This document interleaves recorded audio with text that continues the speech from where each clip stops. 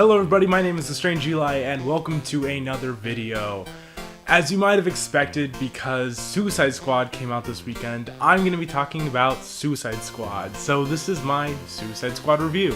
Right off the bat, I just want to say, very generalized, very no spoilers, very just like one-line review. It's mindless, it's a little bit messy, but I loved every second of it. As you guys know, I'm a huge DC fan. I love Batman, I love villains, I love Superman and Wonder Woman. I love DC so much. And this movie got that DC fan inside of me, that heart just pumping on all cylinders. It's so cool to see a movie where all of these villains get together and there's so much world building involved, all in this like just over 2-hour sequence, which by the way goes by very fast. In the beginning there's a scene with Deadshot and his daughter, which is like this cool like origin story kind of background scene, flashback to kind of give you some reason to care about Deadshot, which works very well, and I'll get to the performances in a second. But Batman, played by Ben Affleck, like in Batman vs Superman, shows up to arrest Deadshot, and I think that is so cool. Batman even says, "Deadshot, I'm taking you in," or something very similar to that, and it's so exciting to see on the big screen something that's happened so many times in the comics. Same thing with the scene with Batman and the Joker and Harley Quinn, and in like the Lamborghini that you see a lot in the trailers. All of it is just fantastic. So, and that's my personal opinion, and I'm fully aware that there's issues with the movie. I know that it's mindless, I know that there's not really that much of a plot going on, I know that it's a little bit messy, but honestly, I don't care. It's so much fun to watch.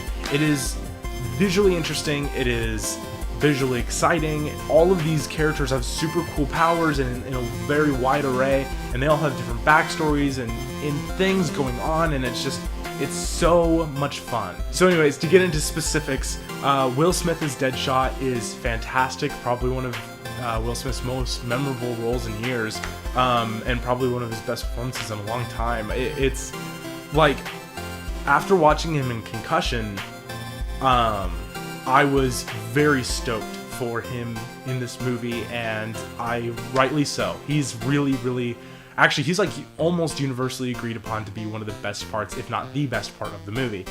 And I wouldn't say that he's the best part of the movie, but he is up there. He's really fantastic as Deadshot.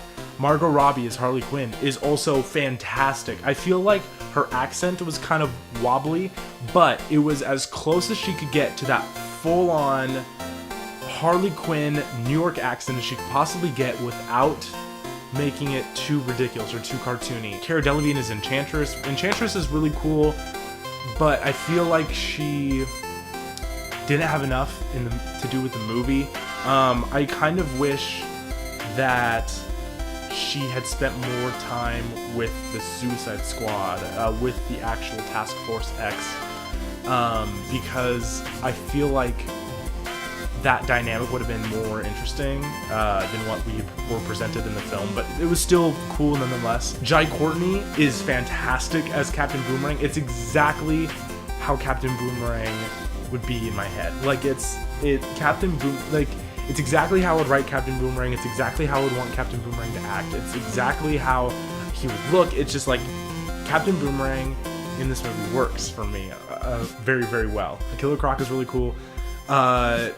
Everyone is just like working. Oh, Viola Davis as Amanda Waller is phenomenal. She is to me the best part of the movie. I think that there was one moment where I thought, no, Amanda Waller wouldn't do that. But, and I'm not going to say it because it's not really a spoiler, but then you'll be looking for it, and then I want you to do that. I don't want it to ruin the experience for you, but she is so evil. She's so sinister, and it's just like, and she's so ruthless, and she does not care about anyone. She just is doing what she needs to do to make the mission work, and it's perfect Amanda Waller. It works so well. And of course, the big elephant in the room, the big, question is, how is Jared Leto? And here's the problem. I'm gonna go ahead and show two things from the trailers that they did not show in the movie. And I kind of wish those were in there because it seems like there was a lot more Joker in the movie before Warner Brothers cut some stuff out, or I don't know if David Ayer cut some stuff or what, but there was clearly some stuff that was cut out featuring the Joker, which makes me upset because I really like the Joker. But for the little bit that we do have, Jared Leto is pretty good as the Joker. I'm not going to say that he's not anywhere close to Heath Ledger. He's not anywhere close to like Mark Hamill. I would say that he's probably just right underneath Jack Nicholson's Joker. And I know that's going to be like, well, then he's amazing then, isn't he? And I love Jack Nicholson as the Joker. And so don't get me wrong. I think that Jared Leto just almost gets there. I think that he's really good. I just don't think that he's fantastic. I wish that the Joker laughed and smiled more. There was a lot of scenes where the Joker was just straight-faced or angry. And it just kind of felt not Joker. But that being said, there are a lot of really good Joker moments in the movie. One of the parts of the trailer where he tells one of the characters, he's like, oh, I want to show you all my toys. That is a great scene from start to finish, and his delivery in the movie is awesome. Because I was worried watching the trailer. In a vacuum, that line seems kind of weird and that delivery seems kind of weird, but in the movie, it's great. Anyways, guys, as I said, I really like this movie. I highly recommend you go watch it because I honestly had a lot of fun. If you just turn your brain off and relax, it's super fun. As a DC fan, I loved it. As a movie critic, you may not enjoy it that much. And usually I'm much more critical about movies. I was a lot more critical about Batman vs. Superman than I was about this movie. And I think it just has something to do with the mindset that I was in when I went and saw it. But nonetheless, I would still say that Suicide Squad is a much better movie than Batman vs. Superman. By a lot, actually. And I think that the percentage on Rotten Tomatoes is way too low for this movie. Like, I'm not just saying that, like, oh, the critics are wrong and they suck. I mean, like, it's not a 23 or 25 or whatever percent movie. It is a 65, 70% movie. It's a very solid flick.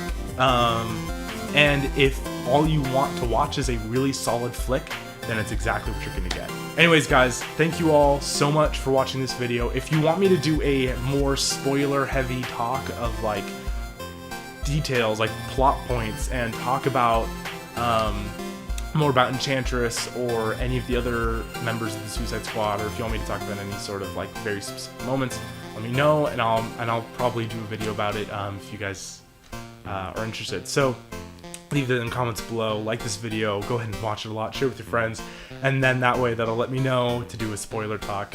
But anyways, guys, if you like this video, go ahead and give it a thumbs up. If they bring back the rating system, go ahead and give it 5 stars, but we all know they won't. And like, share, subscribe, all that sort of stuff, and I will talk to you all later. Bye-bye!